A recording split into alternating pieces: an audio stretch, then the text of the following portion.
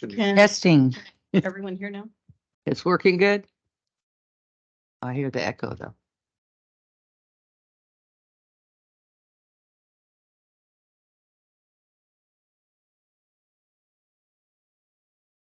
How about now? I think we're okay. There we go. Thank you.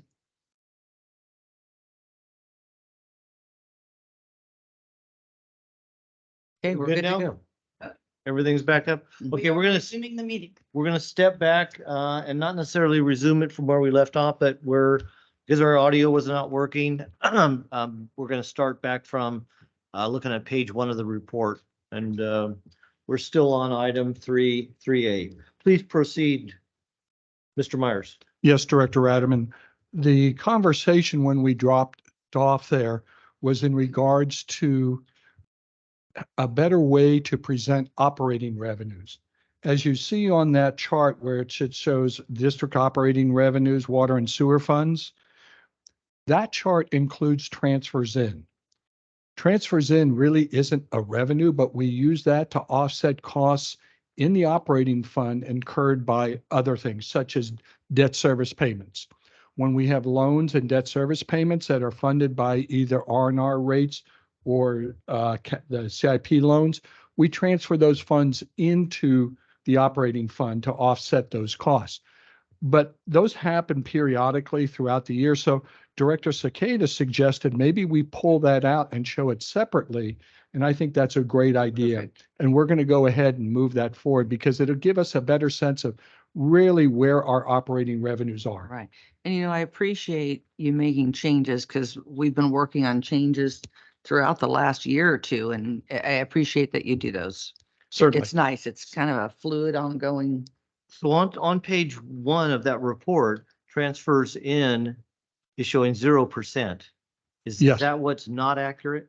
No, Yeah. it's accurate, but I think it distorts the picture of the operating revenues.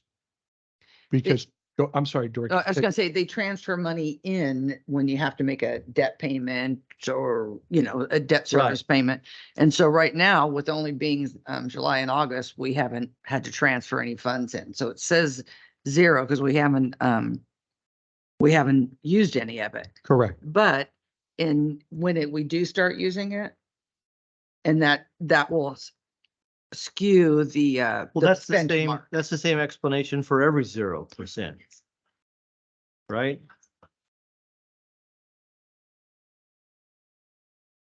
Right. No, I certainly understand what transfer ins are. Right. But why are we concentrating on that 0%? Every 0% on there is the same story. We just haven't got to it yet. It's going to be somewhere later on in the year. And actually, some transfers in don't occur till year end when we close out the books. Okay. Because when we have funding for, say, the special project fund or something coming in to offset the expenses in operating fund, we only do that when we absolutely need it. It could be that there's enough operating funds where we don't need those transfers. So we true things up at the end of the year. I'm just saying that as a true indication of revenues, yeah, property taxes don't come in and some of these others. If we just look at the revenue side, if we pull that out, it'll give a better picture where we stand on current revenues. And it's not really a revenue either. No, so it we're- should be, We're taking it out of here going forward. yeah, We but will- it's gonna be moved in its own little spot.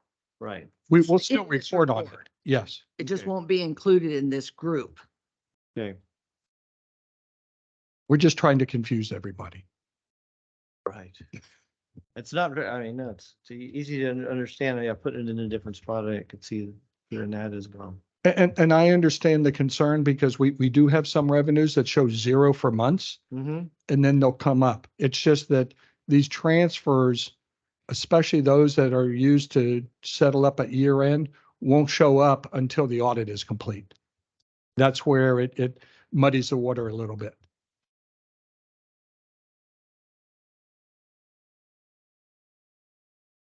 I only have a few comments on this budget status report. If you'd like for me to go through there, and then I can entertain questions if you'd like. Okay, I have a question regarding your note. Do you want to talk about your note, developer activity, that kind of thing, or you want me just to ask? No, we can do that. Go right ahead.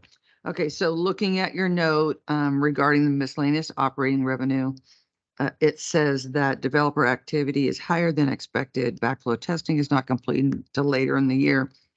In regards to the rate increase, since you're seeing the developer activity higher, do you think that is something that may affect, rates, or is it still just way too early? You I think know, a lot of it is too early at this Okay. particular point in time. and then also, looking in the revenue, the power sales is at, almost 20% when it should be 17. So that's a little higher. So is that any indication that, it's going to be going up and that it might affect our rate increase? Well, it could, and we'll track that, but sometimes those revenues drop down towards the end of the year Okay. because reservoirs are down and such. So it does tend to fluctuate, and I know MID on occasion will shut things down in December, January for repairs. So it will fluctuate. Okay. So it's just still way too soon, Exactly. but we'll be keeping an eye on those, obviously. Every month. Okay. On expenditure side, there's really only a couple that in my mind stick out. One of those is the bad debt expense. And that's a little bit higher than anticipated. Customer service sends accounts to collections twice every 2 months, and it's been a little bit higher than in past years. This is not the same as those accounts that go to the tax rolls. These are generally people who have sold their homes and have walked away from their utility bills. And so we refer them to collections to try to recover those funds. It can't go on to the tax rolls because those people no longer own the property. So that's something that is a bit concerning to us. And one of the remedies we see, and we've talked about that in the past, is possibly using reminder notices to keep people hopefully geared on track to pay their bills in a timely way. And Kelly is going to address that later on in today's agenda. With that said, I had a conversation with Michael before, if I don't have it, for your presentation, but that reminder notice, I'd like to see that fee that we charge when we send out. I'd like to see that called a reminder fee as opposed to a late fee. Because that's what Okay. it's actually, that's what the time to do the reminder is what we're really charging for. Okay. And it sounds nice. But that can be done. Yeah, Yes. you're getting a fee for a reminder thing. At least if it's late, they know that they're late. You know what I'm saying? Right, but it's much nicer way of saying it. And that's what our costs reflect, is the time it takes us to send a reminder. Yes. Okay. There's some other percentages that are higher than normal, but some of these are because we pay fees in the beginning of the year for the entire year. So that kind of reflects upon that when we're paying for some software license and maintenance fees, things like that. So you are going to see a bit skewed on the percentages, but as the year goes by, those things will balance out. But as always, we will keep track of those. Yeah, it's really too early in the year to expect explanations for everything that doesn't say 17%. Exactly. And Catherine and I debated whether to include this report at all, but we figured it's the first blush. And so you guys get to see an indication of where we are, and we'll track it month to month. I like seeing it every month, even. Certainly. Questions? No? Yes, Okay. yes, go right ahead. So when I look, in the by department report, the outside services are all really high, but yet on the summary one, we're at a good point. So there's really no need to discuss those. It's just their budget is smaller, broken down into their department. So they're going to get that higher in the beginning. Yes. And with that being said, I like this report right here. To me, I would prefer having this report expanded, not by department. And one of the reasons is I'm not managing the departments. Michael does, so I could see his need to have it by department. Okay, But I think for us, because we're not in charge of day to day, we don't get to participate. I think if we just had the one report expanded, at least it'll give me my total outside services and we could, now those like outside services, would it expand at all? Because would it show departments under there? Or, I mean, outside services, I don't think is a good example because outside services is outside services, or is there multiple vendors? All it would show is the account lines underneath outside services. Can you It give me would some not show examples of what those Are you would? talking about page 6? Are you on page 6? I'm on page 3 of the operating expenses. 3. It's the summary, page 3 of the financial report. It's showing the expenses. Service and maintenance contract. Okay, perfect. That's the stuff that I want to see Mhm. grouped in one area, because right now I would have to go to each department and add up the service contracts to get the total to this, right, to roll up. And I don't really need to see it by department. okay. So what you're seeing is there, if you go to the bottom of page 6, Okay. Okay, there's the detail for outside services. but What you're asking for is to have something similar to the detail showing up on this section yeah, here. not by department. Not And- by department, but by district. Yeah. And that would be something similar to what's in the actual budget by line item, and it's several pages long.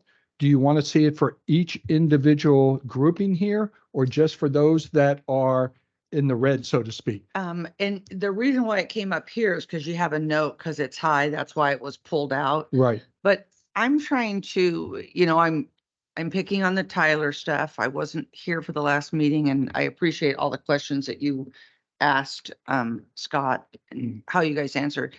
But I want to see, where in this summary is Tyler expenses on here? And so if it was broken down for me, I could pick it out without asking. But what we could do, I wouldn't be able to see those. You Well, won't see it what's the, by vendor? You'll only see, for example, the page I have showing right now, uh-huh. you'll see, Which is page, under Y, O. Catherine, what page are you, See. Catherine, what page are you showing? Six.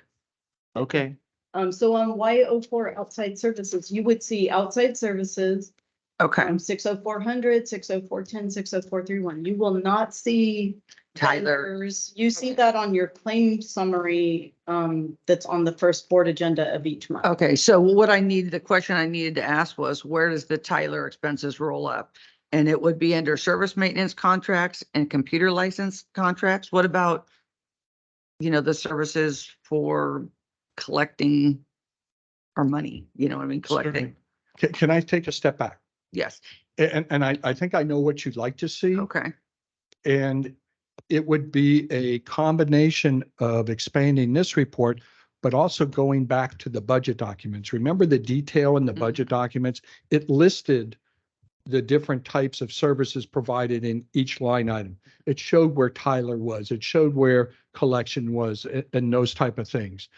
That's a little bit more detail than I think we can put in this report. But what we can do in this report is expand it so you can see the individual line items rolled up district-wide.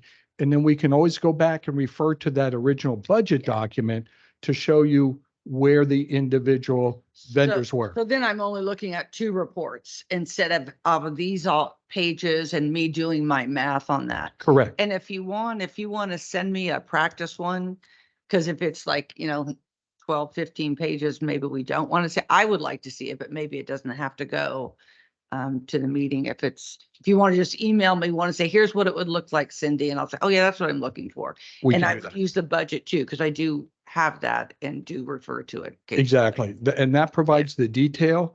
Yeah. This would just be it would not be a roll up, which you see Right. here. It would be by line item, but it would give you the budget amount, the actuals and so forth. Yeah, the year to date. See, that's what I'm kind of looking, because Sure. the these here are actual expenses from that year, not the budget. And we look at the budget this fiscal year and where we're at. Sure. That, I would love to see it like that. I- And if you want to show it to me first and then say why you wouldn't want to, at least I could look at it ahead of time. It's going to be similar to the revenue Yes, expanded page on. Yes. Page, page, page 2. yes, It Yeah. looks similar to that. just a little bit bigger, longer, how many Longer. pages? It would be expenditures, not revenue. It will, yeah. Yes. Yeah, that's kind of what I'm looking for. And then Sure. like, I want to keep an eye on the Tyler expenses. So I'm gonna go to the line item on the budget. I'm gonna say, okay, it hits these accounts. And then when I get this, I can see where that's going, how we're doing. And then I could say, well, how much of this is Tyler, offline or something like that. Okay, We can do that. that'd be awesome. I don't want to cause more work, but if you already have it there and just expanding it, we're good. Okay, we got that figured out. Let's move on. Do we still want to see the detail that's currently? Yes, I do. Okay. It doesn't substitute it. It would just expand on it for more. She's concentrating, I think, on a specific subject with those operating systems. So just adding one. Yeah. My issue is, I have to, we have these departments. And if I want to get the total, I can go here, but even then because it's not expanded, I don't know exactly. Well, actually, I guess I could because it's telling me the number on the 01 and whatnot. I just don't want to go back and forth all the time trying to Well, get my numbers I- that I like to see. I hate to go back because I was thinking about saying this, but in years past, we used to do that and a little bit differently. And it's kind of morphed, but in this particular case, in a budget status report, I think it would be helpful to show the detail. Well, so the summary and then the detail. Mhm. And if people want to see the detail, they can get into the detail. If people want the higher level, we have that as well. I just, with me looking at the departments, that's the manager's job, in my opinion, to see how each department is doing. Certainly. I want to see how CCWD is doing as a whole. So do we want the detail of the detail when it's When you have an outside issue, of the range? So right now, how we do it by department, if there's something that's out of range, it's highlighted. I do like that still, but I think we're still a little early, Yeah. Early in the year. Worrying about that. I would say detail should happen around 6 months and continuing if there's issues. And you can verbally tell us that you're keeping an eye on a certain account because of, Mm.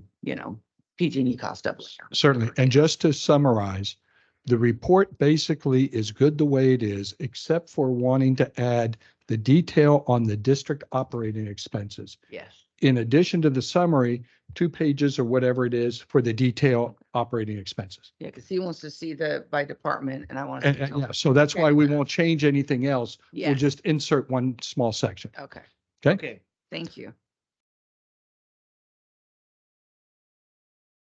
Any other questions on the expenditure side? I'm good. Director It's so Radaman? No, early I'm good. on. Yeah, I'm very good. Okay. The right behind that report is the district fund balance report. It is right after page 7. And I just wanted to point out a couple things. We've shown this before, but it's the beginning of a new year.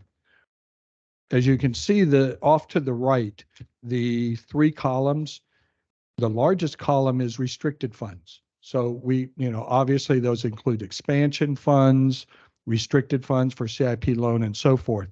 The far column is agency funds. Those are for our assessment districts. But if you look on the unrestricted funds, there's really only 2 funds there. And I know you love my numbers, Fund 300 and Fund 500. 300 is water, 500 is sewer. I want to bring your attention to both of those funds. The water fund has about a $2 million balance in it as of August 31. The sewer, though, is negative by 2 million. Now, that sewer fund has been negative for quite some time. And we are hoping through the rate study that was just implemented, the rate plan, that rate plan part of the rate increases were to address the negative fund balance in the sewer side. So that's going to go away in time. It may take 3 years or such, but it's critical that we all understand that with a negative sewer fund balance, it's got to borrow money from other funds to stay solvent. So it's paying those back. It's through that process, but until that sewer fund is positive, we're limited in what we can do in that fund. It just limits our operating abilities. That's all. And do we have any ability to transfer other monies into that fund to help with that negative balance? From, I know there are restricted funds, restricted for a purpose, but is there anything that might be restricted to that purpose? It This is, whole, in this whole column, every single, item in there, interest reserve, well, let's start at the top. right. Admin replacement. Well, I don't need to read and say no to every. No, I'm just, yeah, okay. When you're looking at the interest reserve fund, Mhm. that has the reserves for PG&E, FERC licensing, that has a special project fund, that has reserves for debt service coverage. Again, I don't need to go through everyone. No, you can't take anything out of any of them. Okay, okay. And then the same thing with the agency funds. Those agency funds are the assessment districts. Okay, all right. Was the sewer fund owed money from when they did this building and that's all been taken care of? That was finished up this year. Okay, and so it was paid to Paid. this fund. It was paid to the special project, and this is where it gets tricky. Because I was going to get into this when we discussed The other, we can do that then. yeah. We can do that Yeah, then. I'll do that at that Yeah. point. Then in one question though is this an accurate number when that 2 million, is that really accurate since? Well, we haven't finished the audit, but it's Okay. pretty darn close. So once So the the audit, payment to pay out the building hasn't posted to this yet? It has? Yeah. Okay.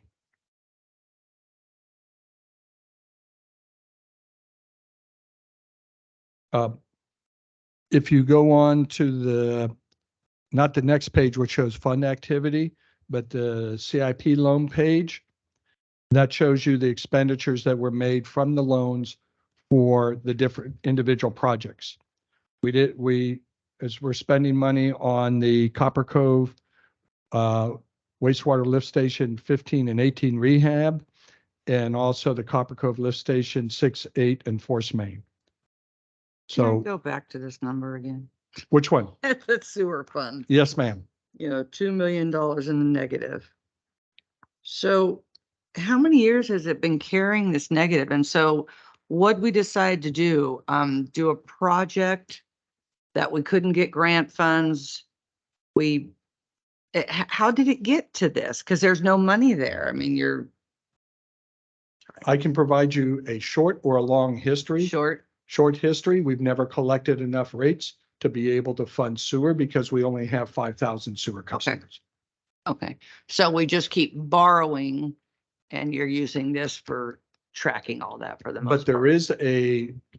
there has been loans set forth that where water fund is lending the sewer fund money and we're paying that back. There's been several resolutions. And over time, we have to not only pay back the water fund, we have to make the sewer fund positive.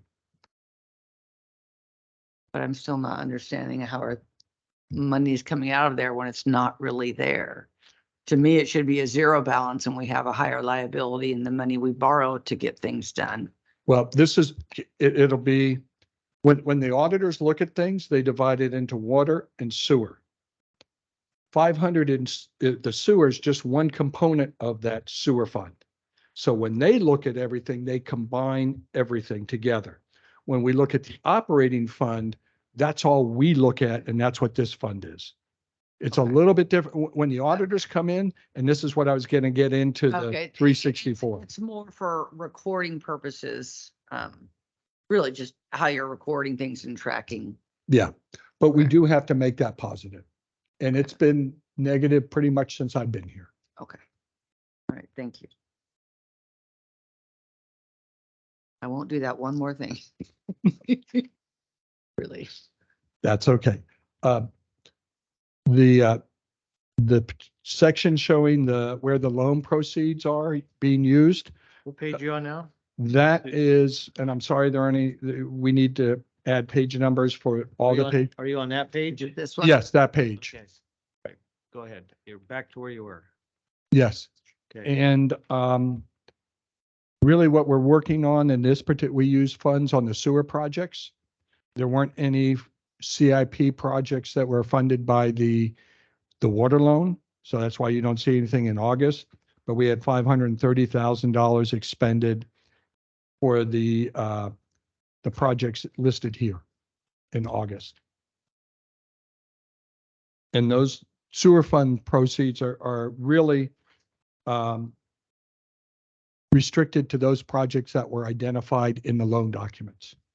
And that's what you have here.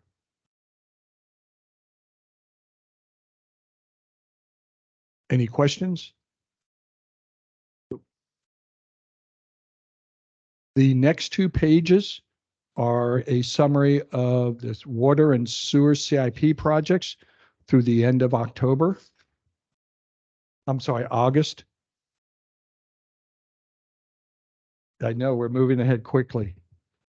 And we have those, so you can see the different projects that are out there. There are a couple projects that have negative balances at this particular point of the year, and we're working with engineering to address those. There are some key projects they wanted to get a head start on, but there just wasn't any budget in there for them, and that will be corrected when they come back and do a budget adjustment. What's the, on the line for Jenny Lynn tank AB transmission line? The 2 million that's budgeted for this year, what is that gonna accomplish? Or expected to accomplish? From what I understand, they're getting close to finishing all the design work, and it'll finish up design, and I believe it'll start construction next year. Okay, so just 2 million for design. To design and the initial construction costs. Okay. Because from what I understand, they're hoping to go out to bid in December and start construction in the spring. Okay. What part of that is design only? Do you know? I don't know. I don't have the breakdown. Right.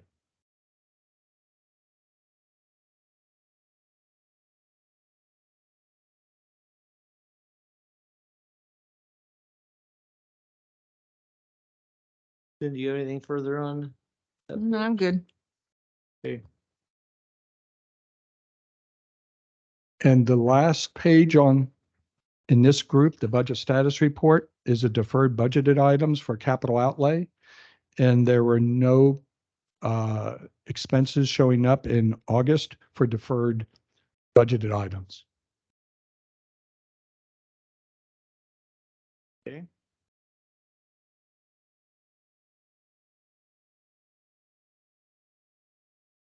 How long are these going to be deferred for? It was until we decided, we knew what the rates were going to be. Okay, so I was thinking, yeah.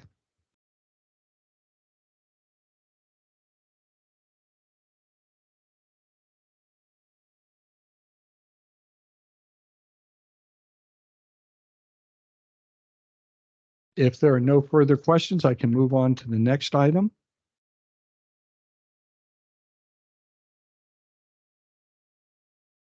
Which Okay, is, item 3B, internal loan payment. yes, Okay, please proceed. Jeffrey Meyer. you ready for a little history lesson? Sure. And my kids love to say, I chose the wrong profession. They said I should have been a history teacher, We'll see. I love history.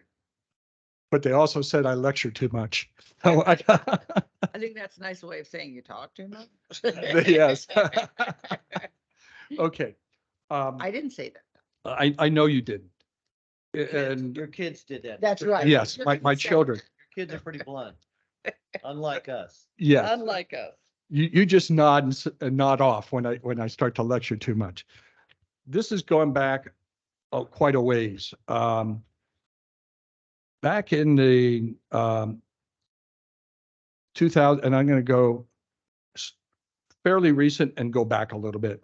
In 2013, when interest rates were low, we decided to obtain a loan from BBVA Compass Bank to refund the 2004 refunding revenue bonds. So we refunded a refunding bond. The 2004 bonds were, which totaled a little over 19.5 million, were used to refund the 1994 certificate in participation, the 95 COPs, and prepay a capital lease with LaSalle National Bank. So the refundings not only lowered the costs, but also kind of pooled them together. So when we did the 2013 fund, that loan matured in 2017. So all those loans are off our books. Those loans were used to pay for infrastructure improvements of both the water and sewer operating funds, but also 4 service areas: the Ebbets Pass Water Service Area, the Jenny Lynn Water Service Area, the Copper Cove Water Service Area, and the Copper Cove Sewer Service Area. And in the chart that you have on page 1 in the staff report, it showed the percentages of the loan amount and how they were assigned to each of those particular groups. Water and Operating Fund got about 1/3 of all those, of that debt. The Ebbets Pass Water, close to 30%. Jenny Lynn Water, 21%. Copper Cove Water, just under 14%. And Copper Cove Sewer, about 3%. Could you break down the top one? Just how those were split, that 33% that went into water and sewer? How much of it went into water? How much of it went into sewer? I'm trying to work off memory here, so bear with me. I believe it was 2/3, 1/3. 2/3 water, 1/3 sewer. But I'd have to go back and double check that on the math. Okay. And why were those amounts used? That's just what was the balance of the loans or something? That was the balance of the loan.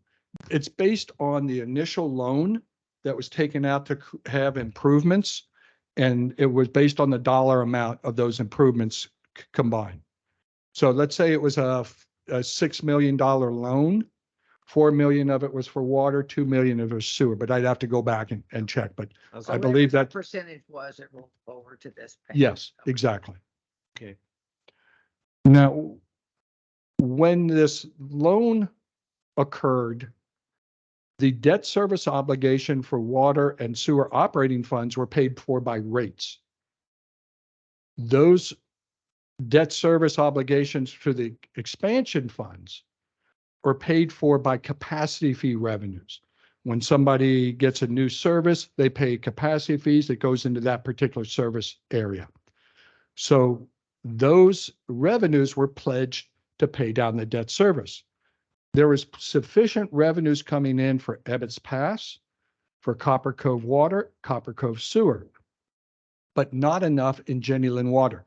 When the recession hit, it really hit the Jenny Lynn area hard, to the point where we had little to no expansion funds, capacity revenues coming in. However, we still had that debt service obligation we had to pay. And during the recession, our revenue options were very limited. So the funds that were available to us were funds coming from the special project fund, which was property tax revenues that 15% of the general portion of property tax revenues were put in the special project funds on an annual basis. The special project fund advanced the Jenny Lynn Water Expansion Fund any shortfalls it had to pay its own debt service. And there is a listing on page 2 of the staff report identifying how much money was provided to the Jenny Lynn Water Expansion Fund each year. And in totality, the amount of money advanced to Jenny Lynn Water Fund 364 from the Special Project Fund, which is in Fund 108, the Interest Reserve Fund, was just over 1.5 million. So that number has been outstanding since the debt was paid off, which was in fiscal year 17-18. Any questions so far? No. So what has happened over the years is that there was not enough expansion money, but you can see things got a little better in the subsequent years because the annual debt service was about $390,000. So in fiscal year 15, 16, it only had to advance the Jenny Lind Water Fund 51,000 because we were starting to get more capacity fees. But in reality, there's still a debt outstanding, and that debt outstanding has been on the books. There's some resolution back in 12-13 that identified that. But even more importantly, it's been on our books with the auditors. And I had emails back and forth with the auditors between Catherine, myself, Brian, and David on how to look at this. And it showed up in our most recent audit, and the wording is a little bit confusing on the audit because it says that the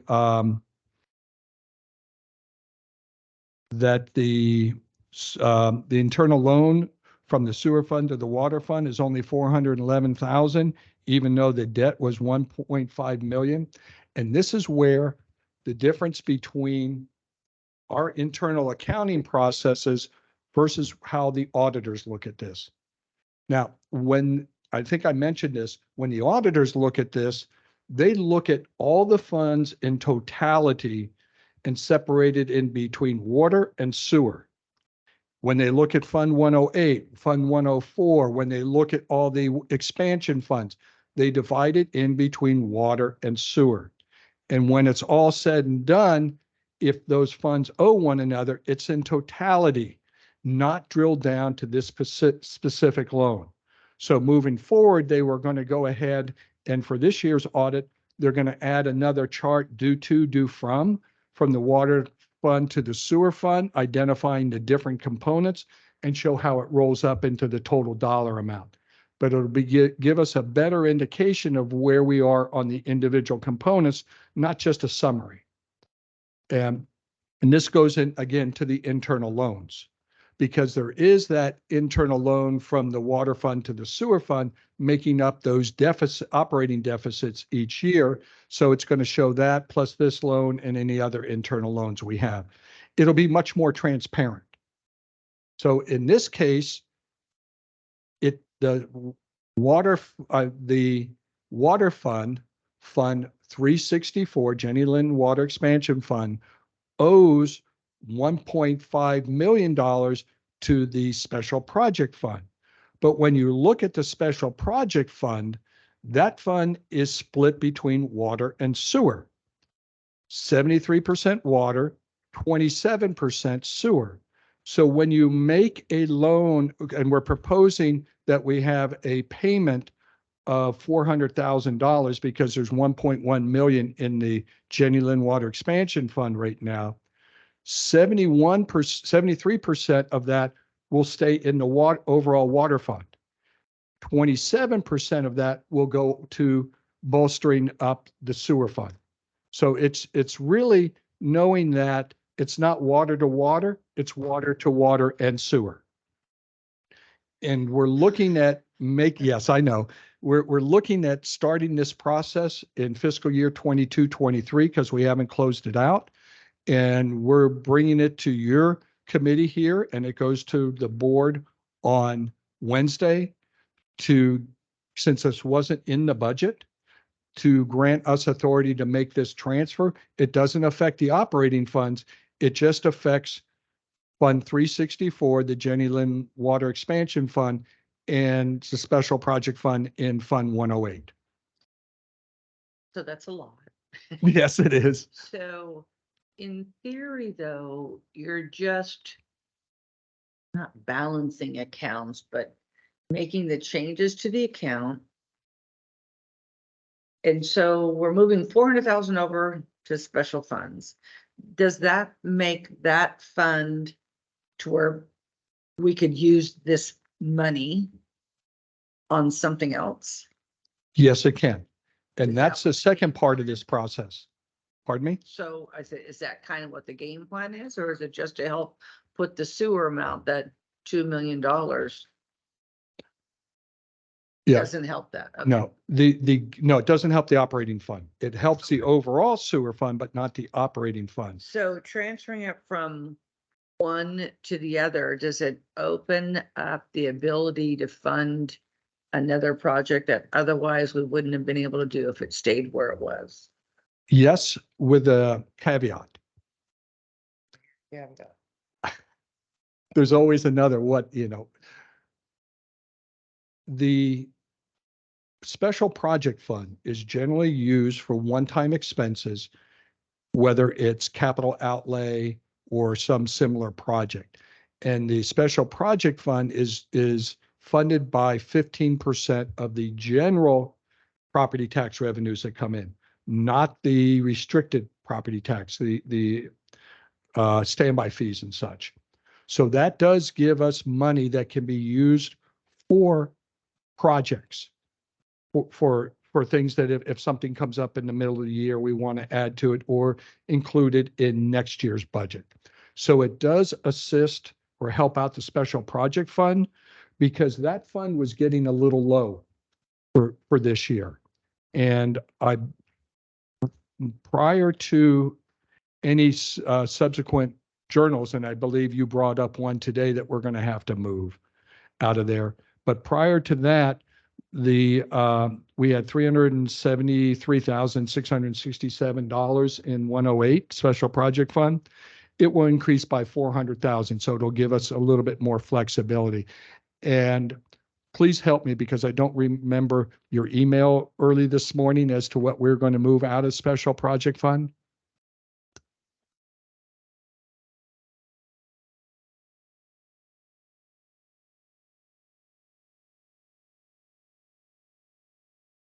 Right. So that it'll be $42,000 less of the 773 once that gets processed. So you said it was getting a little low. What does the policy state how much it has to be at? There is no policy on the special project fund, but So what do you guys have planned to spend it on? at this particular point in time, nothing other than to make sure we have flexibility, because we don't know what's going to happen at mid-year. How does this reflect the rate increase? Does it help put money to offset that total increase? Or so, we did this increase and we're going to be looking at actual numbers to see if in year 3, hopefully, that we don't have to raise it. Mhm. Is this going to affect that potential? No, Why not? because you're moving from a restricted fund to a restricted fund. Okay. And it's just, again, moving. But if there's a project that restricted fund can be use funds from a restricted fund for a project in our CIP, that doesn't help our, We generally don't use those for CIP projects. We use them for capital outlay projects, the lower dollar amounts, and things like in the budget, I'm sorry, things you saw in that deferred budget list, those type of capital outlay projects, it can be Right. used to fund those. yeah, I guess what I would like to see, not like to see, but where I'm kind of focused on, we all saw how hard this increase was. So if we can transfer money and somehow help offset to not do the increase, that's what that's what my goal would be if I was sitting where you were, not just, okay, well, we can still get these projects done when it makes me. And again, I'm not like you guys are on all this stuff, but it's just, to me, we're moving money over here why don't we put it somewhere else where it helps make that increase not so hard to handle? Understood. Now, Like it's one of those unknown income. It's only 400,000, but I think $2,000 is helpful, so Yeah. that's where I'm just kind of wondering.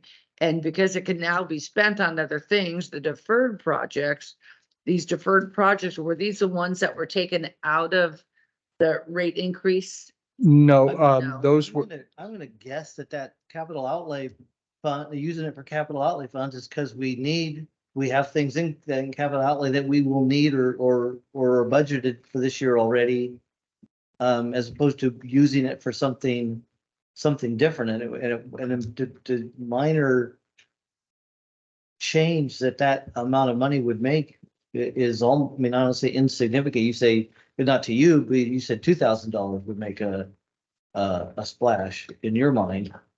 Well, it's all those but little drops of water think that it's- add up to gallons. It's how the district is run on a management level. It seems to be where we're trying to get into right now.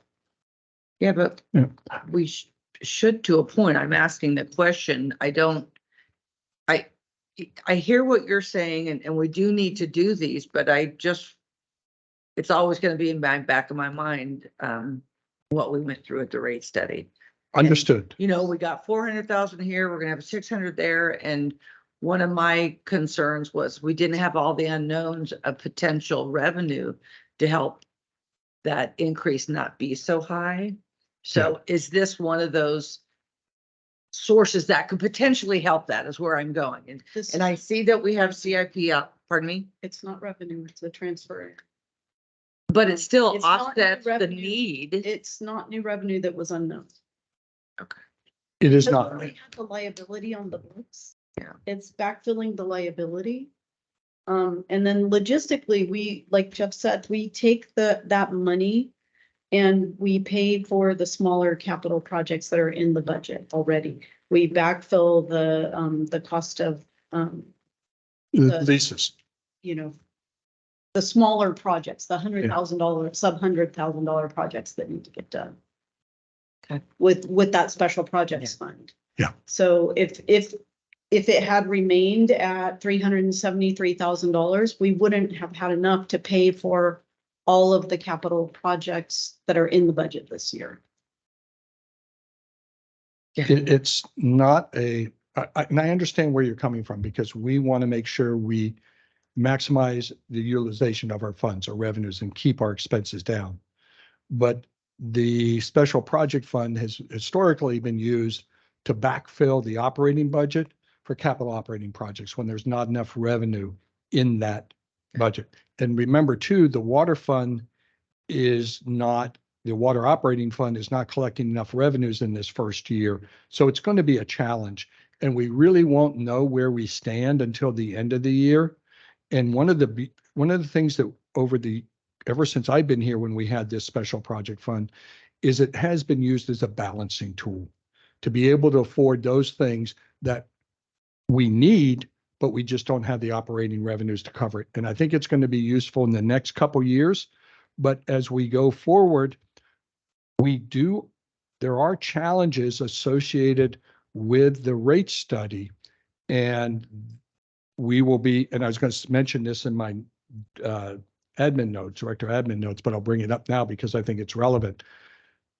We will be having the final cost of service study available maybe by Wednesday. I talked to Habib this morning, and he did caution me by having the reduced revenue increases in years 4 and 5.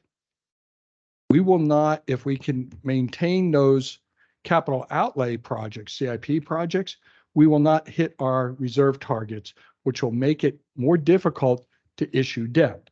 So one of the things that we're going to be looking for as we get the rate model in, I've already been looking at updating the models on CIP, is we're going to have a really true balancing act of how we're going to keep our reserves at the necessary level to get the second round of debt, which we're going to do in fiscal year 25, 26. And to do that, we'll either have to defer projects, get additional funding sources, grants and things like that, or this may be our way to backfill some of that. So that's going to be a real critical process for us over the next several years. And I've already had conversations with engineering this morning because they look long-term. They don't just look at this year, they're looking long-term. That's going to be our challenge. And again, how these special funds funded? I think you said 15% from property taxes or something. And Right. how are these pots normally funded? Okay. when we get property tax revenues, there's the CCWD general property tax portion of it, and it's about $600,000 a year, I believe.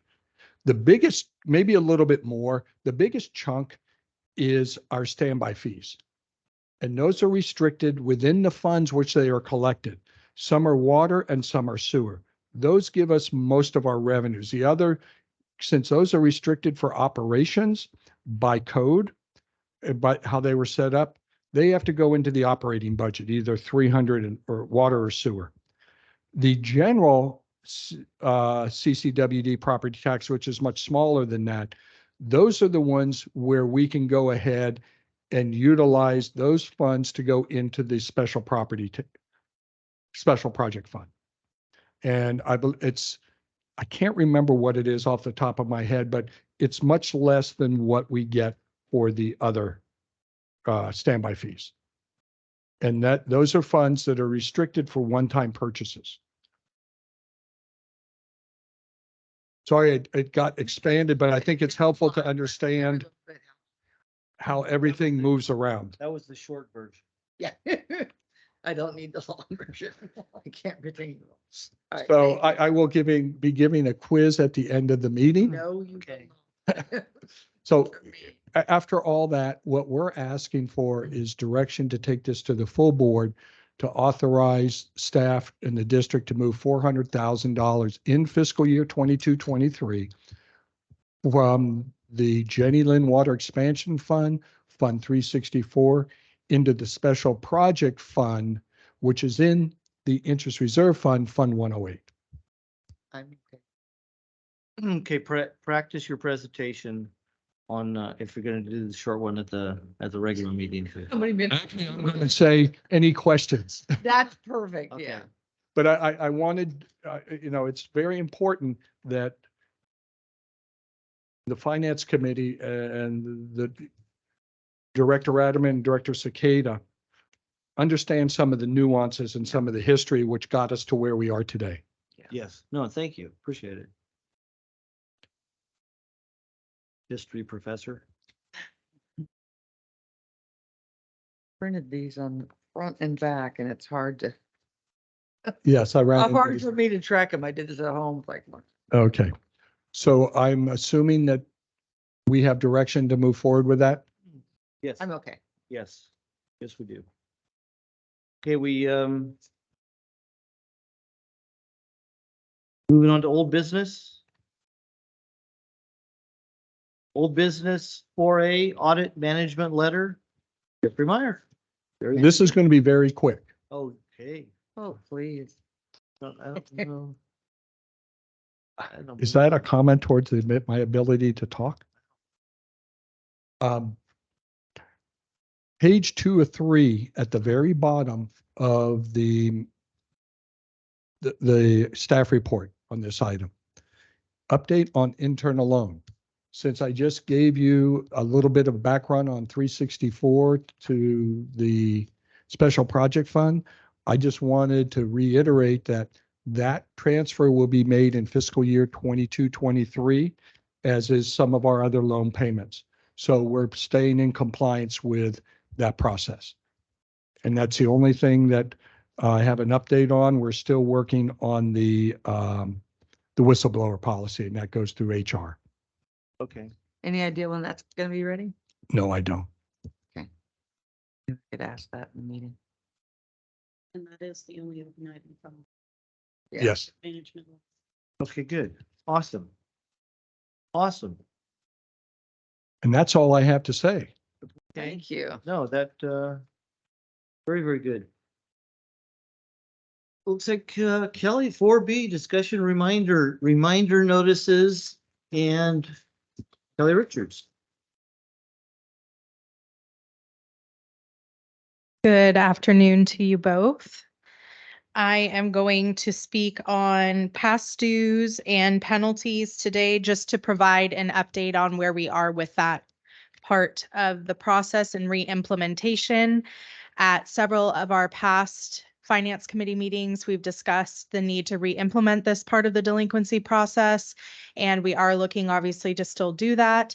We wanted to take into consideration the timing of when that was implemented. And so internally, we've had several discussions and plan on effectively implementing that during the January 2024 billing, in which case it would not actually hit the customer's account until February after the due date.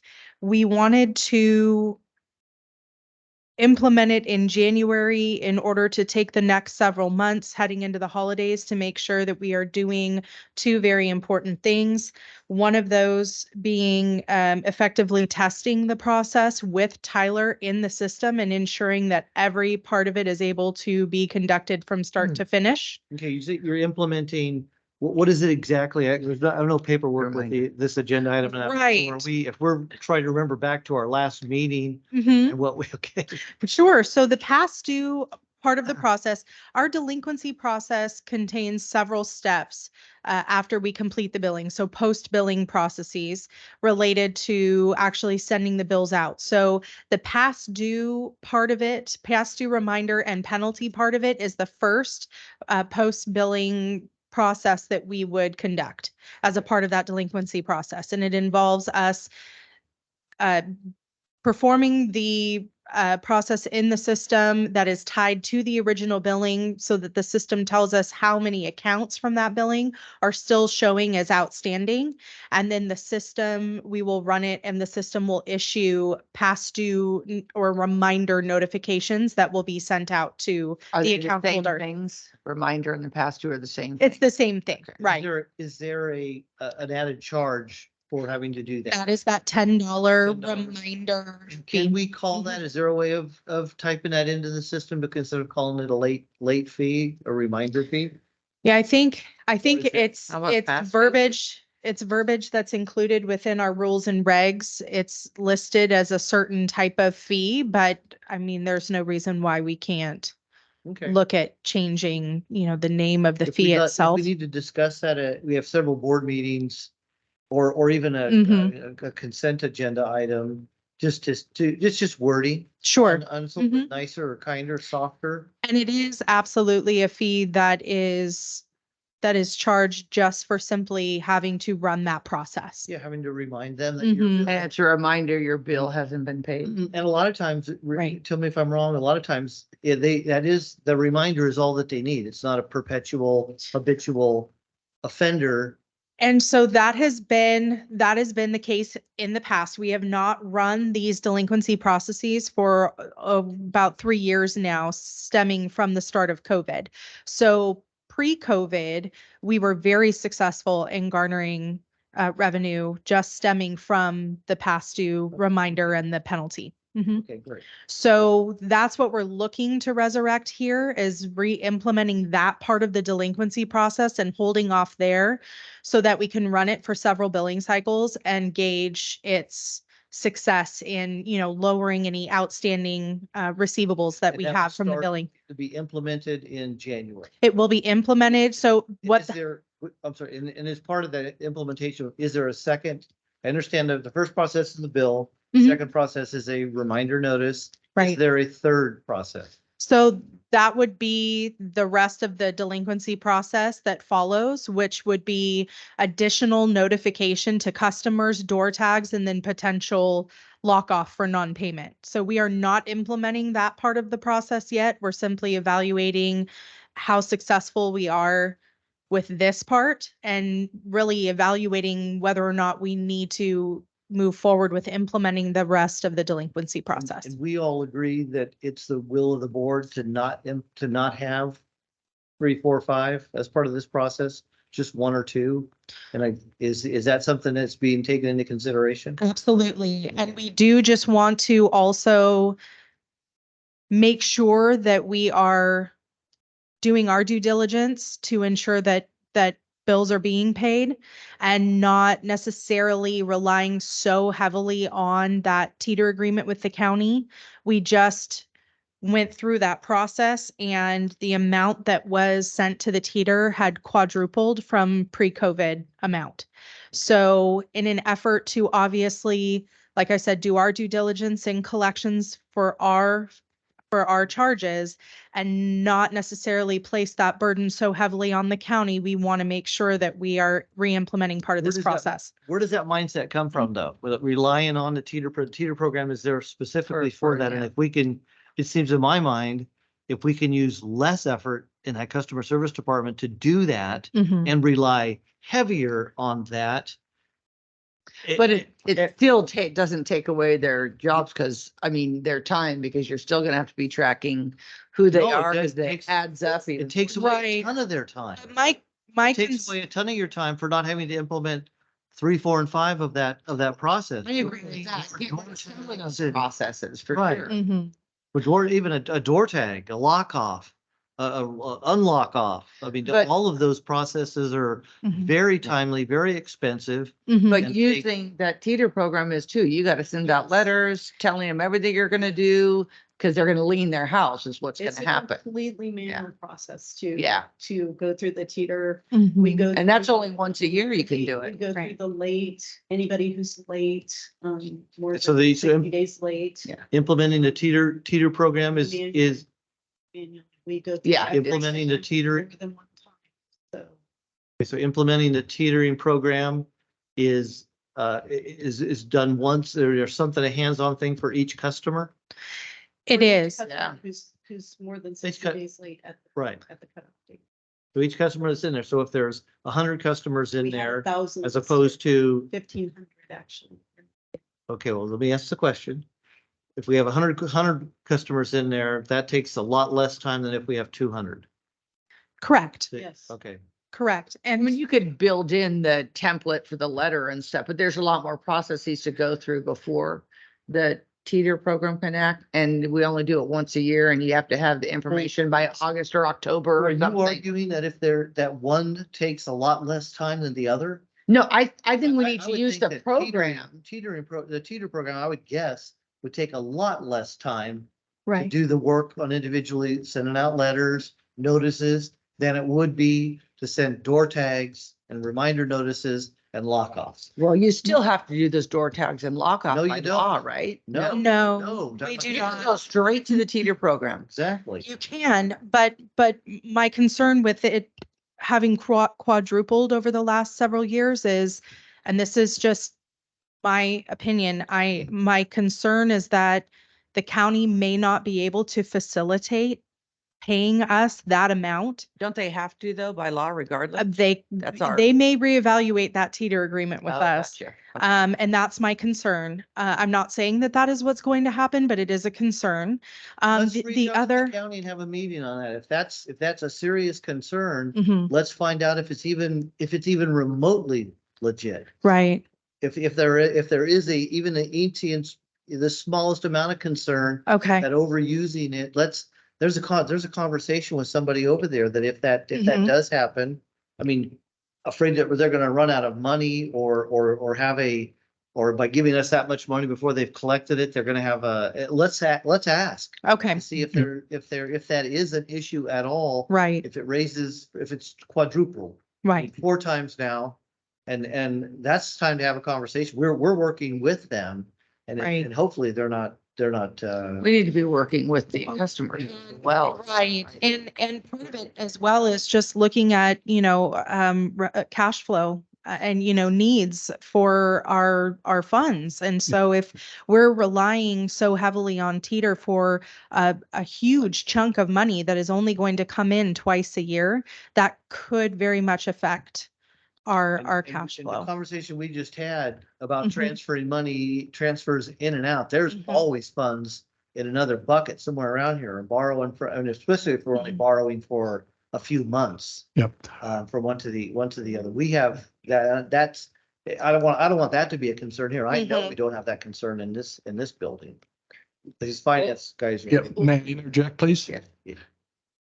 One of the things that Catherine and I are doing in looking at placing sewer bills on the tax rolls is reaching out to the county, and Catherine's done this, started this process about the fees associated with it and the feasibility. So we are going down that path and trying to find out what their pressure point is and how far they can go. Obviously, that's going to be critical on the sewer side, but even on the putting items on the tax rolls. But I think in looking at this particular item, it's just regarding the reminder notices, and we're trying to figure out how effective that would be. We are fully aware of your board's concerns about going into the lock-off phase, but that's policy right now. Even the door tag phase, but I think I think we've all heard from this board that those are, the door tags and the lockoffs are the most unfriendly thing we do. And it's to the most desperate customers we have. But the Understood. most unfriendly thing will be when they have to all of a sudden pay that bill, you know, with their property taxes that But they the- can't do. And then now they're going to get lien and potentially have their house sold in 2 Okay, well, years. that's not necessarily true because a lot of times it's the landlord and it's the contract between the landlord and the tenant. We don't have a contract with a tenant That's at anywhere. We don't have a customer that's a tenant. And the other side of that is the mortgage company, if they have a mortgage, it's divides it up by 12 months. It's part of their, Is there, if you have a mortgage, what is the, well, then you have the escrow. well, an escrow account, but your taxes, your property taxes and your, yeah, it's like an Insurance. impound account. It's a escrow Thank impound you. account. Yeah, That's- exactly. Right. But taking a step back, we're not advocating going through lockoffs right now. What we're doing is this first step. And as Kelly mentioned, what we're also going to be doing through this process is to assess how well the reminders have helped people stay on track. And we will at some point have to come back, if we're not going to do lockoffs, we have to change policy. Yes. So what we're looking at this point, Would it be easier if we did that first? Change policy? And then, because I think we can do that. I think we can bring this to the board next meeting. And this board will change that policy and get rid of tags and lock-off procedures. And if we ask that policy be brought to us for revision, I think that might be a different way of starting instead of waiting till, I mean, we've been talking about this for a year and we're gonna wait till January now. We're in October. right? And, What a- and we haven't done door tags and lockoff notices, and lockoff notices and lockoffs for 3 years. So what is there to study between now and January that we haven't been studying the last 3 years? No, it's not necessary. Oh, Excuse me. sorry. What about a policy that we don't bill tenants? Are we allowed to do that? Is we have it strictly with the property Wait, owner let's only? stay on the one topic. This is But- complicated as enough. That's a whole different subject. But you could avoid deeder tax potentially because no property owner is going to want that. That being is lien. technically the policy. The landowner is responsible for the bill and they sign a contract with CCWD. And so why do we have some tenants just because they've been there a long time or something? No, we don't have any tenant Courtesy. accounts. We have something called a secondary bill to, and a secondary bill to is a courtesy secondary billing notice that is sent to the tenant, but it is agreed upon by the landowner. The landowner has to So fill that. they're really, this teeter, you made that comment, well, we have these tenants that we can't collect from, when that's not true. We have, the property owners are getting the bill as well. Okay, Mhm. Yes. so they're getting the bill. Yes. And just coming back to this conversation, and I know Kelly wanted to touch base on this, but I'll jump ahead. Okay. One of the reasons why we're waiting until January is we want to take these next 3 months to really blast this out to our customers so that they don't get surprised by this. Combination of information on billing statements, combination on every other type of outreach efforts that we can have. And I'm sorry for jumping in on your That's okay. discussion, but we want to, yeah, but we Not want all of it. we've had this discussion, but we want to make sure that we do this in a way that everybody's aware of it, that we can, and that's why part of the reason is we're waiting until January to implement that, because we have 2 billing cycles coming out in October and November. We can utilize the messaging within the The bill? What will the messaging say? It will be along the lines of the fact that we are re-implementing the past due notification and past due penalty pending change So to, nobody's getting any Then- past due penalties right now? No. no. Okay, and no, other than this $10 fee, are there other ongoing fees as it stays delinquent, no percentage or anything like that? Only if we, no, there's no percentage, but only on if we sewer? move forward, no, only if we move forward in the delinquency process, would there be potential for additional charges. Okay. And that's what I'd like to see it is just $10, just $10 once. And then if, and not, the door tag is excessive. It's, what is it, 40 or something? Yep. And we're not talking, And then You're right. lock Yeah. back on. I mean, those fees kill people who already couldn't pay the damn bill. So, Excuse me. so That, but what's gonna happen? It goes to Teeter once a year, let's say. And it's there, we're still billing them. Are they gonna still get the reminder of 10? Because we've sent off a whole year's worth of non-payments.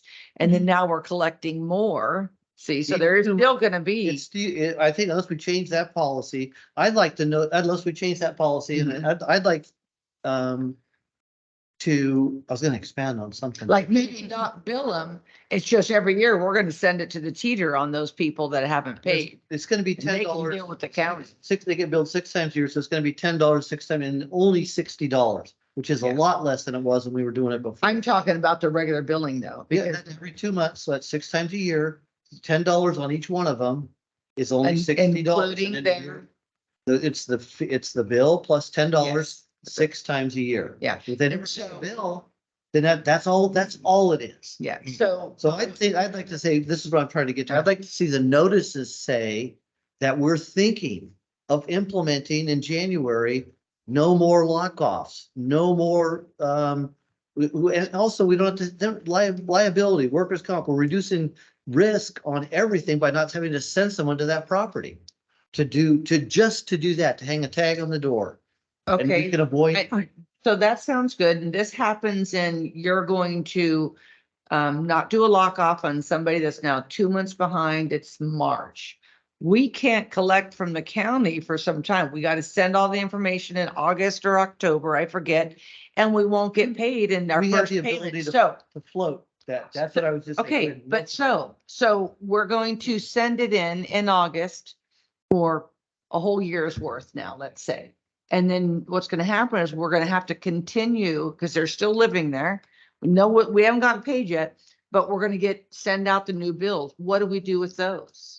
It would be zeroed out. It was- When we send an amount to the teeter, we do a journal entry on that person's Okay. account and zero out that, Okay, the but, amount that we send to teeter. gotcha, okay. Think about- But they're still gonna be doing another bill, Think about another it this bill, way. so now what? Now how do we Eventually they treat will- that? If they are not paying. It- if And they they're get not one paying- $10 fee It- each month. Cindy, or think- each bill. Think of it this way. Correct. Think of it this, whether water, sewer, or both. There's a customer out there that never, ever takes every one of his bills that he gets and just throws it in the garbage can. Throws it in the garbage can. We can budget for that. We Yeah. can budget our expected revenues to come in at that time. And we could even do that with everybody. Every customer we have with just the thought in mind that they take the bill, put it in the shredder and never even open it. And then all they're gonna get is that bill plus $10. And they pay it. All they're gonna get is, they're still only gonna pay eventually, but they'll just pay it at a different time. And if they have an impound account, they'll still pay it over 12 months. Instead of 6 payments, they'll have 12 payments because they have an impound account and their mortgage company will divide it up better, which might be better for them. And that's, if you think of it that way, we'll budget, CCWD will budget for revenue coming in at the time the teeter checks. Anyway. You know, for those, so what is our AR percentage? Would you say, I mean, our bad customers that aren't paying, where are we at? The aging, who's over 30 days? What's the percentage? 60, 90? It's- And It's quite a bit. I mean, just that number alone for how much we had to send to the county this year. I mean, I would assume that that is activity that's happening district wide. So if our open receivables are probably quite a bit higher than they were pre-COVID. And they're at over 90, would you say, days late? Yes, Wow. There would have to be. And what percentage of our, we have 13,000 customers, Close to 16. 1,600? We, Oh. 16%. We sent $372,000, if you remember, to the teeter this year. In years past, before What- COVID, we were sending 85 to 90. What percentage is that 300 of all of our rate Yeah, income for a yeah. year? Our billings are, For a year annually? Just guess. 1.8 every other month and. yeah, it's about 2 million, and I would just say roughly we're looking at 3 million. Okay, so maybe 300,000 mhm. compare. So it's It's 10%. it's a small, yes. Yes, it's.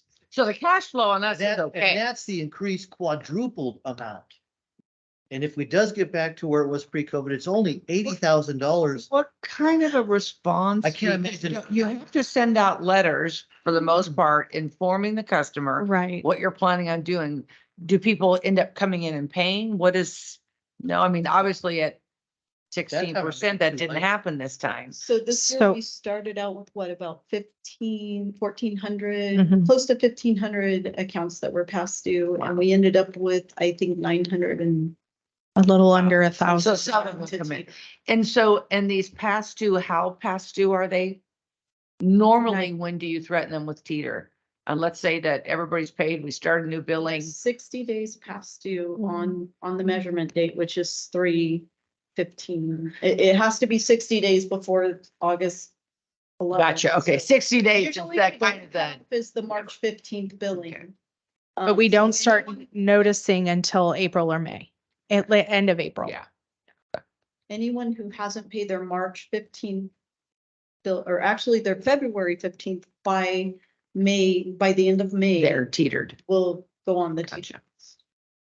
And sometimes just that letter alone, saying what's gonna happen, will get them to come in, but I think under these circumstances, the last year, and I think with the rate study, we'll get people purposely not paying. I can't imagine the county would even balk or would even know about or to think about $300,000 with their budget as far as floating it from one. It went up from 80 to 300, but that would be nice to hear from that person. Yes. It's I'll follow up with the supervisor to get better details. And just in my recommendation and professional opinion, I would really like to have that conversation with the county and get that affirmation before making a You do it at recommendation. Staff level. as a Okay. Person and I'm gonna do it at, either Garamendi or Toffenelli. Have Okay. a conversation with them about it and how it might affect them. Well, Because I think this is the right thing to do. And I mean, it's so punitive, banging on the door, hanging a tag and. And that usually goes to the tenant, not the property owner anyway, right? Yeah, you just you're trying to hurt somebody and it's costing us money. And yeah.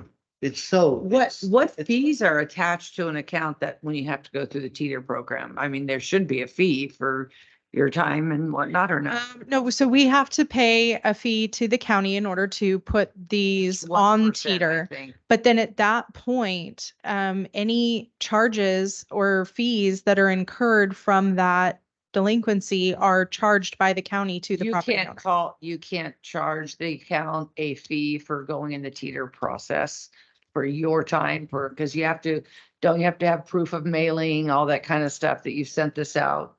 We haven't.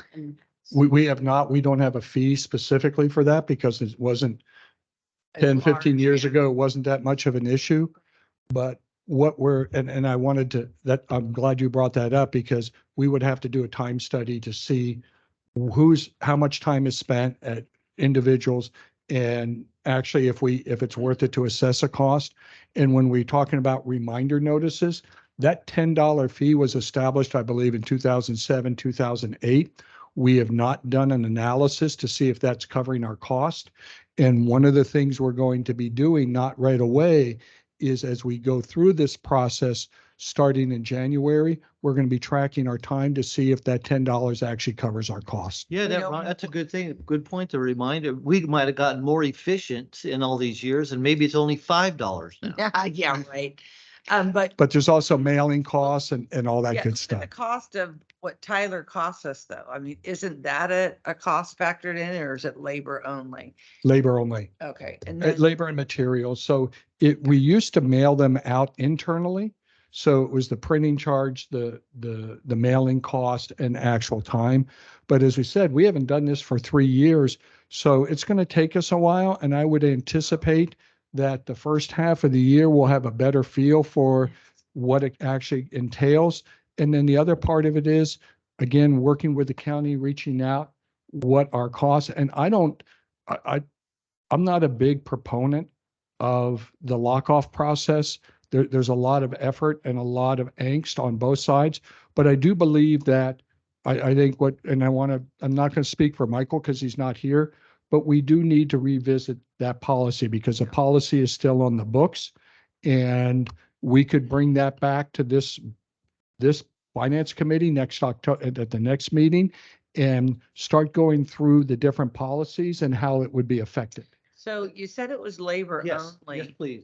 We, yeah, bring it back, Okay. but we use an outside service to do these kinds of mailings for us. Is that right? Because Well, would that no. be the fee that you would have to Well, charge? internally.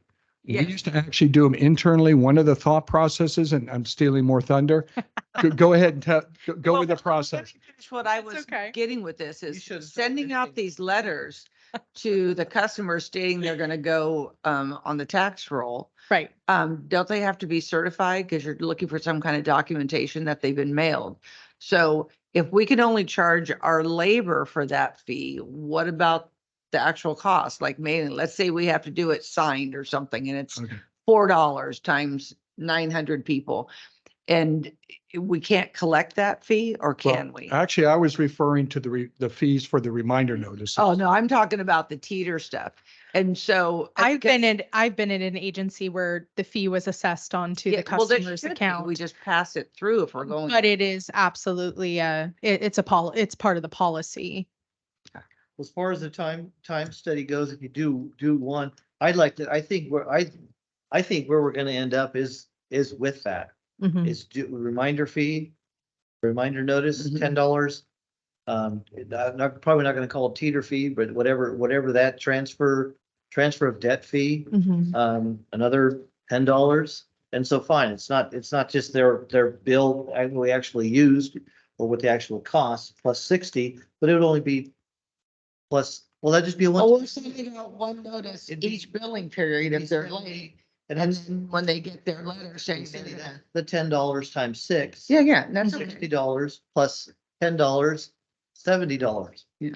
Yeah, that, it does not gonna be that big. I'm pretty sure that's where I'd love to end up. Mhm. Yeah, I mean, that's less fees for them. And then when they get the letter saying, well, we're just gonna put you on the tax roll, that's when they're gonna start scrambling to pay usually. Well, yeah, Right. All right. the goal is not to lean their property, have the Exactly. county take over they're gonna have a tax bill anyway. We're not adding that much to it. The use of water and sewer for the year is something that everyone has to pay if you're living in a house. And the only charges to that would be the $70.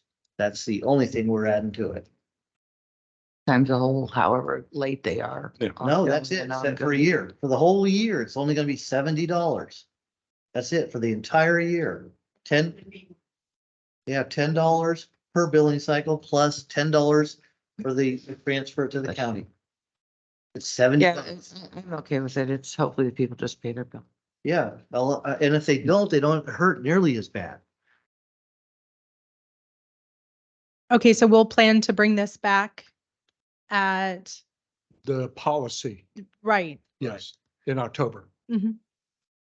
But in the meantime, I'll go ahead and reach out to the county and we will get some affirmation on that teeter. And I will do my agreement. due diligence in that effort as well. Okay. Yeah. Perfect. What is the fee? What is is it a 1%, isn't it, of the total that you The send? county fee that charges us Mhm, is 1% mhm. of 300, of 300,000 was what it was last year. It used to be 80,000, so 1% of that number. Mhm. Okay. Yes. Okay, Unless they change it. okay. Uh-oh, what do you They- mean, We well? did note that we have a special, in the last, correspondence I had with them, we do have the district, CCWD has a special agreement regarding Teeter with Calaveras County. And what is that special? Why are you saying that? Gotten back to me with the details yet. So we have to pay more? I don't know that. It might be less. I don't know. I wasn't Hmm. around when Teeter came around. Oh, I, Jeff? yeah, that was back in the late 2000s and early 2010s, I believe, that we got involved in that. So we would have to dig up that agreement. Because I remember it had to go to the board and we had to request it and they had to accept it. Yeah, I know not every county offers it, so True. it's also possible that they could do away with it. But man, it is such in talking to counties and that have water districts that don't have it, it's they say, what? You have something that can do that? Yeah. And then I just want to not manipulate it, but to help it it helps our customers and us and doesn't hurt the county. And that's Yeah. what I want to find out, if it doesn't hurt the Right. county. And we do need to look at it from the county's viewpoint, and that's what we'll reach out. Because obviously they then have to increase their collections department to be able to collect this money. And I don't know how their ability is to float all these, because we're not the only one that gets involved in this. But I think reaching out and being a partner with the county on this is a great idea. Thank you. Awesome. Great. Okay, Thank moving, you. are we moving on? Are you? Yes, you're that is happy? all I have to report And on Cindy, that you're- topic today. I'm good. yeah. Director Cicada, are you happy? Always. Okay, I have 4C, customer assistance plan.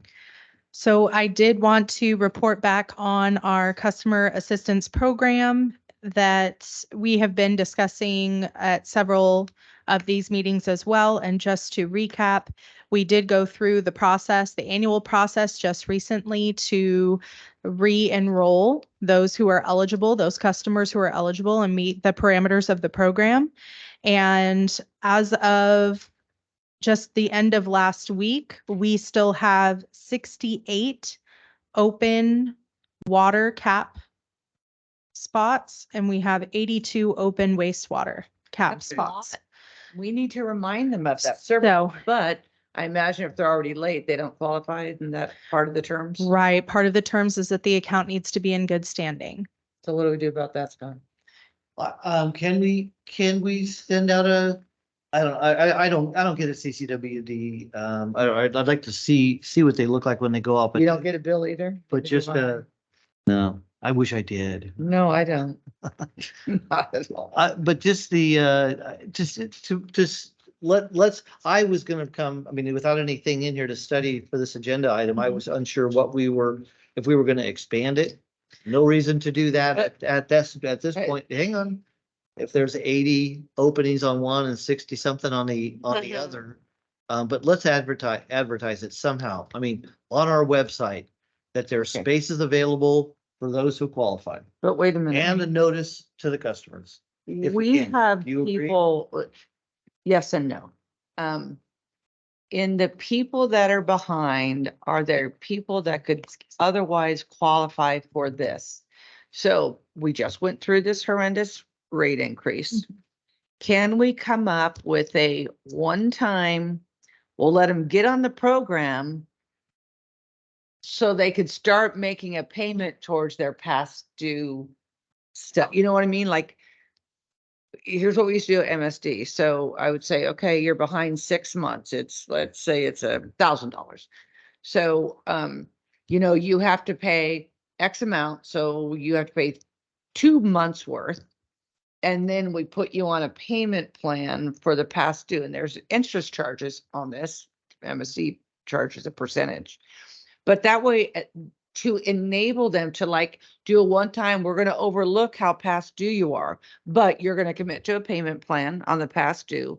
We're going to start using the CAP program, that $30. I mean, that's $30 a month that they in theory could put to the past due, right?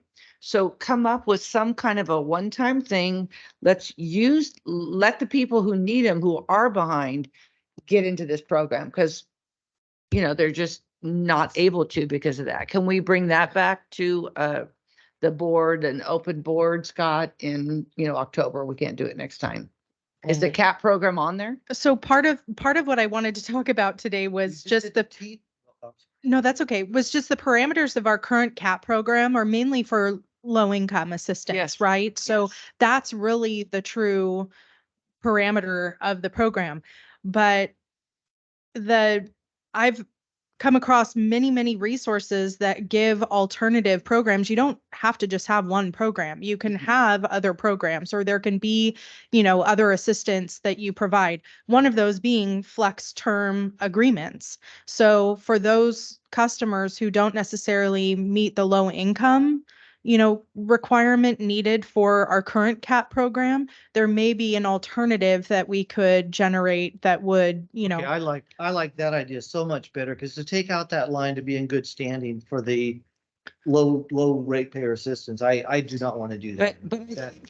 But that's working with our customers to do what Cindy just asked for.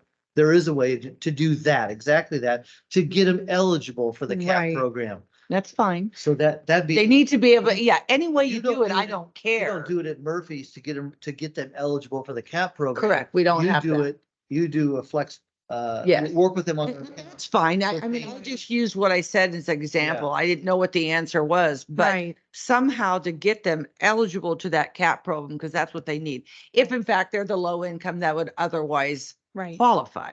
Maybe we they're not. Maybe they're purposely not paying because they just don't feel like paying. Don't you? And part of our customer assistance is not just CAP. We also offer a leak adjustment, program, and that is also a form of customer assistance for one-time, abnormal water consumption on a bill. Now, the way that it's written is once every 5 years right now. There are other agencies who offer programs that fall under a name of Angel Fund or Helping Hands, and that allows for, alternative funding. So, where customers may feel that they want to donate, Right. part of an overpayment on an account to an Angel Fund or a Helping Hands fund, that can be, generated there. And it's almost applied in like as a temporary assistance, like an emergency assistance or a one-time reduction that gets pulled out of this fund. But we can collaborate with other, agencies in the area who offer those types of assistance. You can, seek alternative funding, not unlike you wouldn't for the CIP projects. There's grants and there's programs out there that would provide funding for that. It's just kind of what direction we want to go in and what is going to be, the most beneficial for our customers, and then also feasible for us to maintain and manage. Well, what about like an angel fund that we just house for our customers?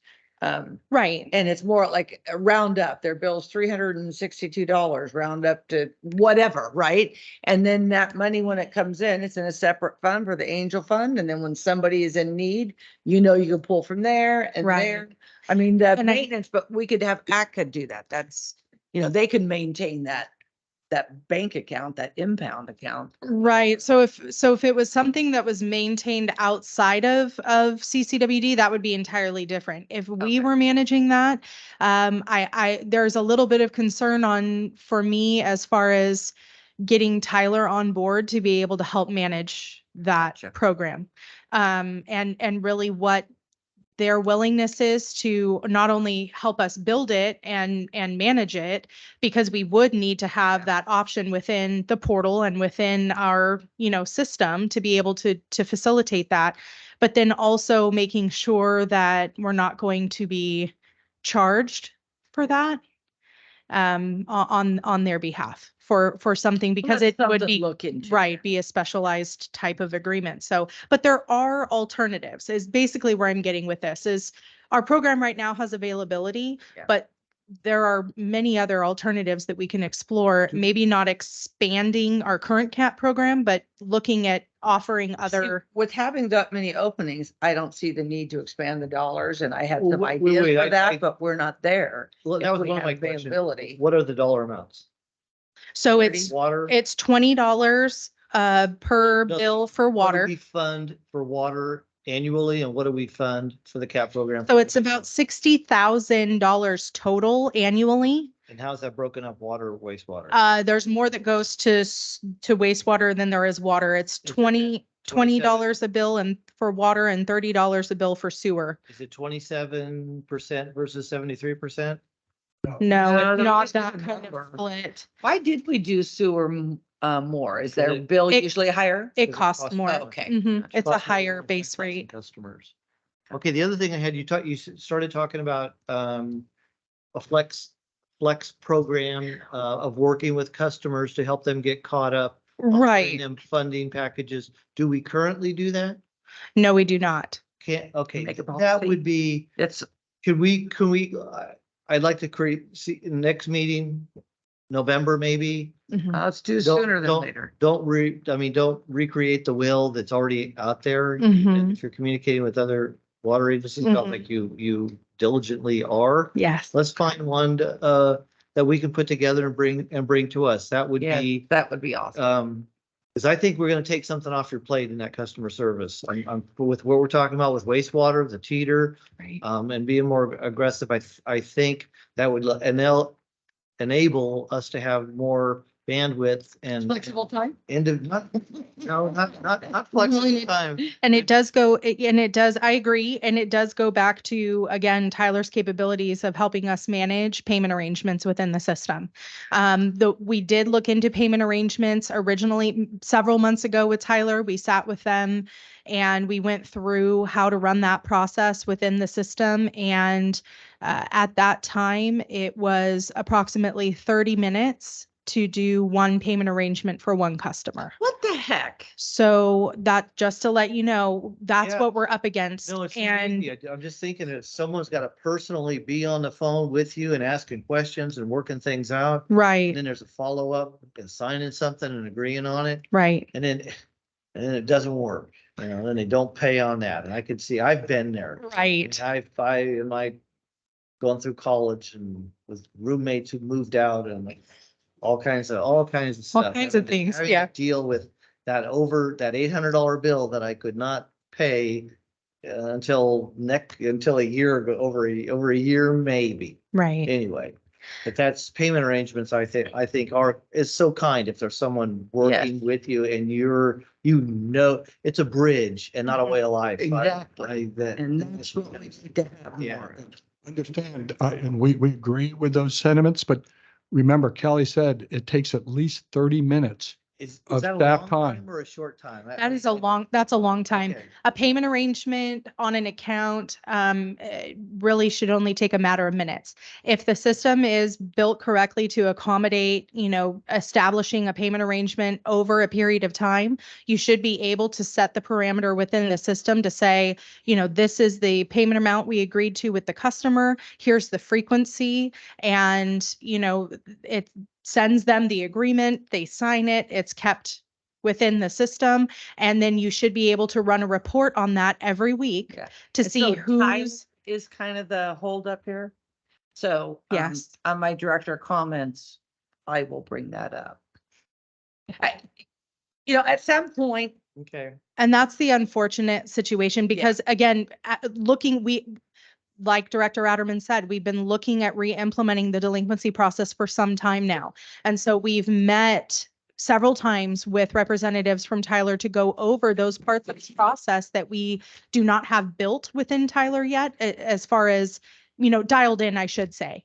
And when we ran that part of the delinquency process under SB 998, we have to offer a payment arrangement option to customers who meet the qualifications for that.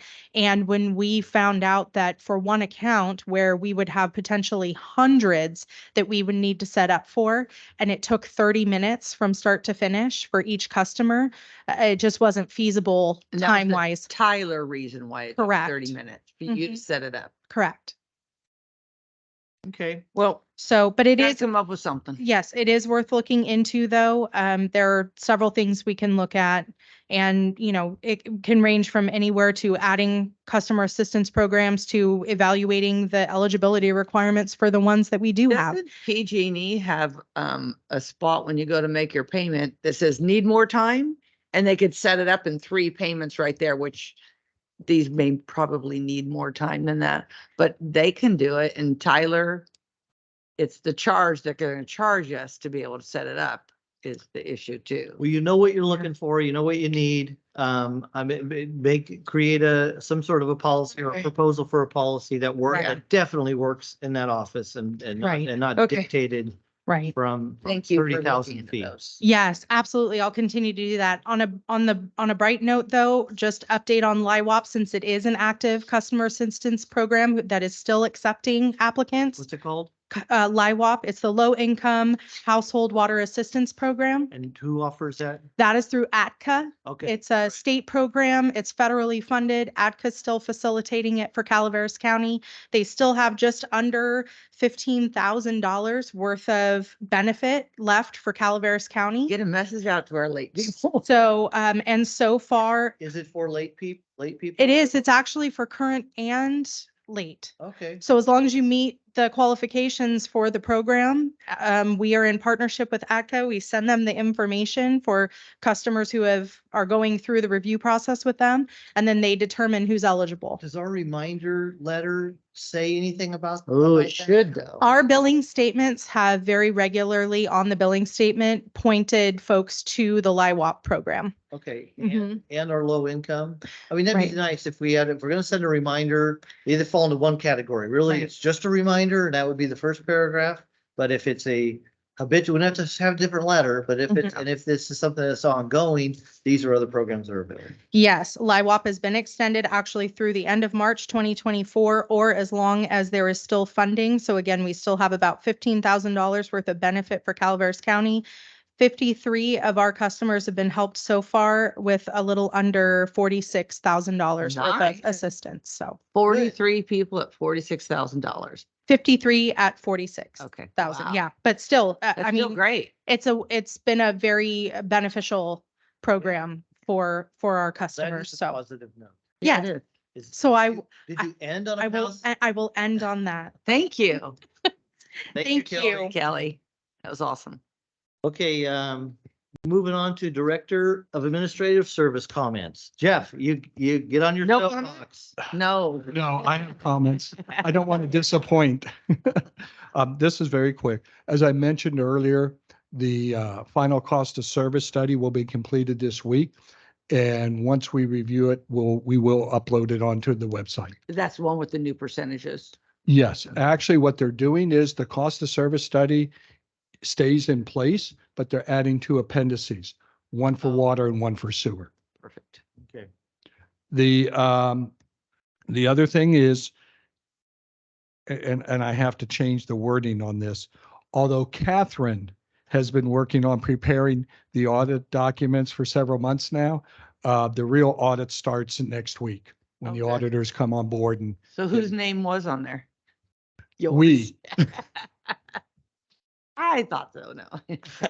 Hey, I've done a little bit of work, not much. You're there.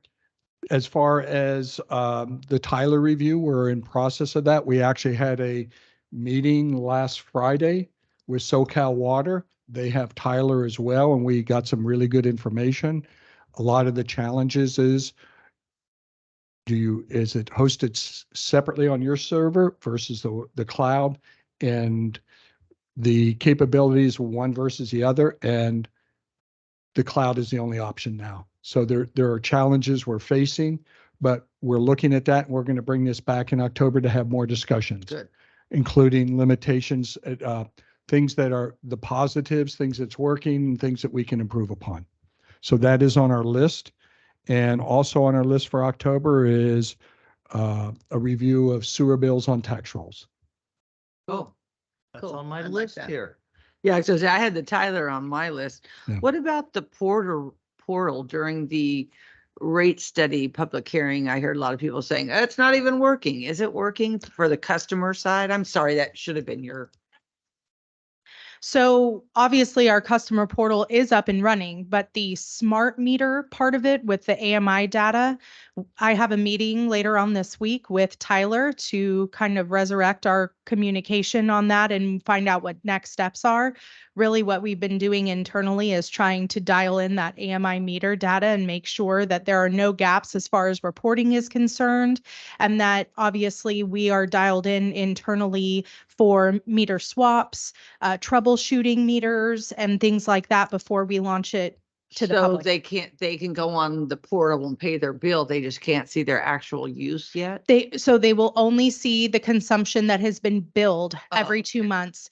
Yeah, We, they're waiting on that. they are waiting on that. And we are very That's the way aware. it's I am very That's aware. the way it's always been, just the AMI part of it hasn't been implemented. Right, just the AMI part hasn't been implemented, but along with that AMI part comes the alerting capabilities and setting up, Right, those which I types of think is things, which Real time. we're been really pushing chomping at the bit. Yes. So Mhm. I want. Yes. We've been touting, this is why we. paid Right, all that the money touting, Yeah. yeah. To get it in there. Absolutely. Good idea. Because that'll Mhm. save them some money, I think, if the Right. customers use it. So we have just as an update, again, meeting with Tyler this week, and then over the course of the next couple weeks, we'll be having several meetings internally to determine when that go live date will Will be. you make sure you give us an update at our October finance meeting? Sure. Yes. Thank you. Add that. So we Okay. have 3 things now.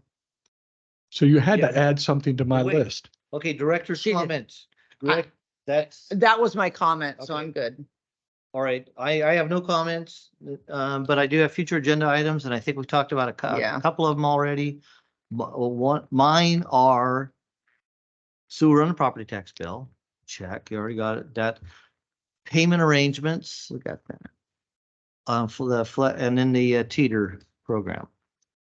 And then now we're just adding the update on the portal. Hey, and So just, there's 4 just things. for a quick discussion on, we're putting the idea of putting the sewer on a property tax bill, there already are water districts out doing it, putting the fixed part Yeah. of the water bill on the property tax bill. And that way, and the reasoning behind it, there's a fact sheet that I've been on that working on that local government committee, subcommittee for a year and a half now. And there's a fact sheet that Michael has, and I'd like to see, if we're gonna start talking about this, get that fact sheet that he has, or I will get it to you. It's on the, but I do want to have that as part of our, because it does have all. Because I need to see that too. It's gonna be in our agenda, is what I'm Perfect. asking, that if we're gonna talk about it, let's get a year's worth of study put together, that's already been put together with, and it's got some great information, just the why, And we can do that in the finance. the good, the bad, yeah, that's what I'm Yeah. talking about, the finance Gotcha. committee, and that's, when we start talking about it, let's have that If information. there's a lot, will you send it to me sooner than It's later? one page, Oh, one page, but you said there was a X amount of study for so long, yes, a year and a half, and that only came to 1 page? yes. Wow. It's all the facts related to it. It's not I mean, it's not every word that we've talked about in 1.5 years, but it's just what the group came out of as far as the Okay. summary. Bullet points. Gotcha. Good, and it actually is the positives and negatives. One of the negatives is getting caught up with your funding. Because you're only gonna get it at that point in time and not monthly. So that's one thing. A cash flow. Put your, potential. yeah, a cash flow. Put your other budget together when you know when your revenue's coming in. Right. Okay, with that, Expenditures. next committee meeting, Let me look. No. we're, yeah. I'm we gotta good. move that. We're in, Washington DC that week.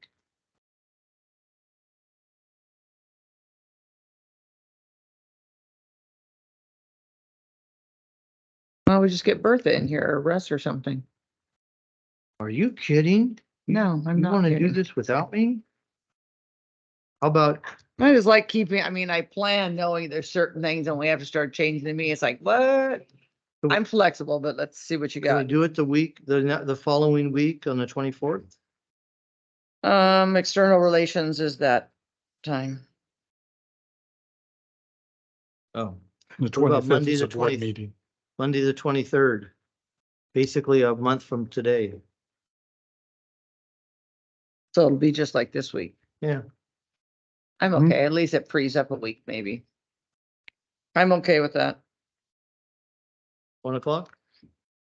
Okay, I'm Okay. changing it. Oh, I can't change it. You gotta send it to me. Thank you. Thank you for. You're welcome, Scott. Okay, we're adjourned. Awesome.